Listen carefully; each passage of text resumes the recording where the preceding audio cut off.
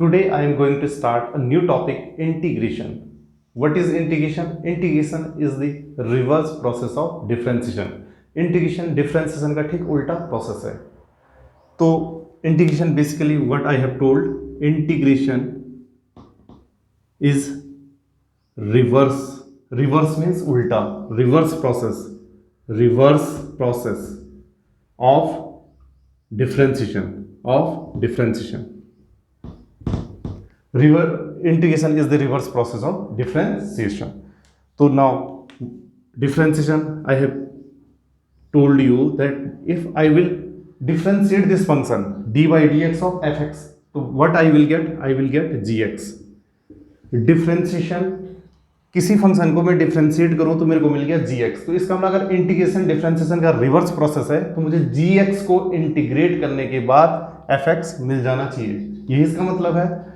It means differentiation को मैं क्या बोलता हूँ, डेरिवेट. जो निकल के आता है डेरिवेट. तो इसका मतलब अगर मैं इंटीग्रेट को क्या बोलूंगा, एंटी डेरिवेट. डिफ्रेंशिएशन करने के बाद जो निकला वो डेरिवेट हुआ. तो अगर इसका डेरिवेट ये है तो इसका एंटी डेरिवेट fx होना चाहिए. इट मीन्स तो चेक करते हैं, कोई फंक्शन ले लेते हैं जैसे d upon D x x square. इसका डिफ्रेंशिएशन कितना होगा, तो एक्स स्क्वायर का तो ये तो सभी को पता है 2x. ठीक है. देन सेकंड ले लिया एक्स स्क्वायर प्लस 2, इसको डिफ्रेंशिएट किया तो इसका डिफ्रेंशिएशन कितना आएगा, इसका भी 2x आएगा क्योंकि 2 का कितना हो जाएगा 0.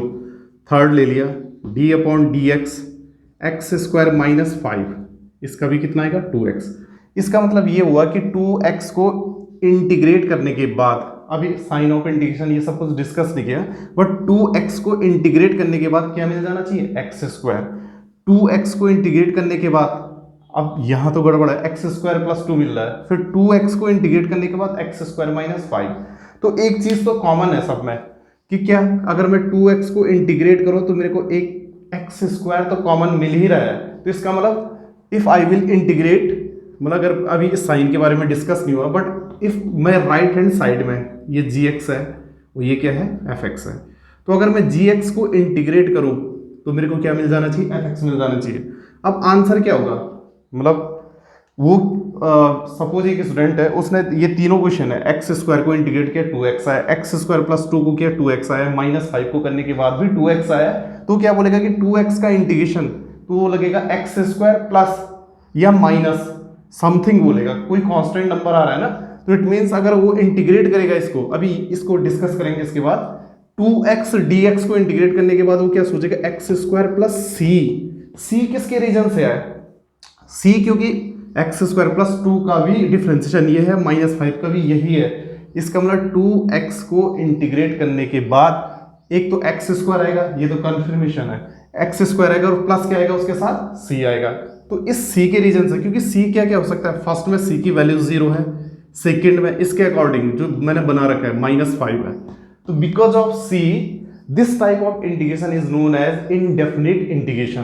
तो now I will divide integration in two parts. First part is indefinite and second part is definite. So we are discussing first indefinite part of the integration. Now look at some more function. कि जैसे ये तो basic है हमारे पास, जैसे मैंने ये बता दिया, पहले ये स्टार्ट कर लेते हैं. ये fx है और ये dx, इसका रिजल्ट मिला, मतलब इसको इंटीग्रेट करने के बाद आया gx प्लस सी. तो इस साइन को क्या बोलते हैं, साइन ऑफ इंटीग्रेशन. ये साइन ऑफ इंटीग्रेशन है, इसे कहते हैं साइन ऑफ इंटीग्रेशन. ये तो हो गया sign of integration. Second fx, function to be integrate. जिस फंक्शन को इंटीग्रेट करना है, मीन्स फंक्शन शॉर्टकट लिख लिया, टू बी इंटीग्रेट. जिस फंक्शन को इंटीग्रेट करना है इसे इंटीग्रेंड भी बोलते हैं, इंटीग्रेंड. और dx जिसके रिस्पेक्ट में करना है, विद रिस्पेक्ट टू x. ये डिफरेंशियल एलिमेंट होता है x की डायरेक्शन में, ठीक है, जीरो डायरेक्शन वाला, x की और जीरो डायरेक्शन वाला. और gx जो रिजल्टेंट फंक्शन मिला जिसको डिफरेंशिएट करके मिला हमें, और c इंडेफिनिट कांस्टेंट. तो अब इसके बाद इसमें कुछ क्वेश्चंस ले लेते हैं, मतलब कुछ फॉर्मूले पे आ जाते हैं, फिर उसके बाद क्वेश्चंस बताते हैं. जैसे d अपॉन डी एक्स एक फॉर्मूला x की पावर n, तो इसका डिफ्रेंसिएशन कितना होता है, एन एक्स की n माइनस वन, ये तो डिफ्रेंसिएशन है। Second d upon D x of e की पावर x, इसका कितना होगा e की power x, d upon D x of ln x, इसका कितना होगा 1 अपॉन x, ये तो डिफ्रेंसिएशन है।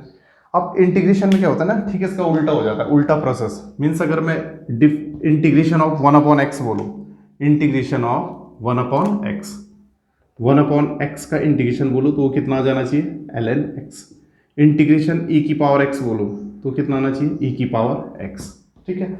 सिमिलरली अगर मैं इंटीग्रेशन ऑफ x की पावर n dx बोलता हूँ तो ये कितना आएगा, इंटीग्रेशन ऑफ x की पावर n dx, x की n plus one upon n plus one.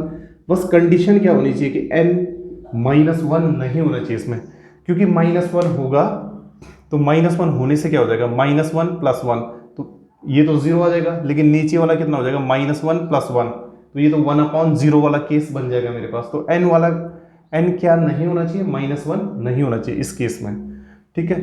Second, और अगर यहाँ से देखें तो अगर n माइनस वन हो गया तो ये 1 अपॉन एक्स में चेंज हो जाएगा, और 1 अपॉन एक्स का तो मैंने बता ही रखा है ln x होता है। तो इसका मतलब जितने भी फॉर्मूले हैं वो सारे मैं रिवर्स कर दूंगा, सारे फॉर्मूले, जैसे d upon D x of sine x कितना आता है cos x, इसका मतलब अगर मुझे cos x का एंटी डेरिवेट निकालना है, एंटी डेरिवेट को एक वर्ड और आता है परमिटिव, परमिटिव एक और वर्ड आता है वो इंटीग्रेशन एंटी डेरिवेट या परमिटिव कहते हैं उसे। तो अगर मैं cos x का एंटी डेरिवेट निकालूं या एंटी डेरिवेट या इंटीग्रेशन करूं तो मुझे क्या मिल जाना चाहिए, sin x। मतलब क्या है कि अगर मैं cos x का इंटीग्रेशन करूं तो मुझे क्या मिल जाना चाहिए, sin x। लेकिन इसमें एक और चीज़ आएगा प्लस c, जो ऐड करना नहीं भूलेंगे क्योंकि ये इनडेफिनेट इंटीग्रेशन है। अब इस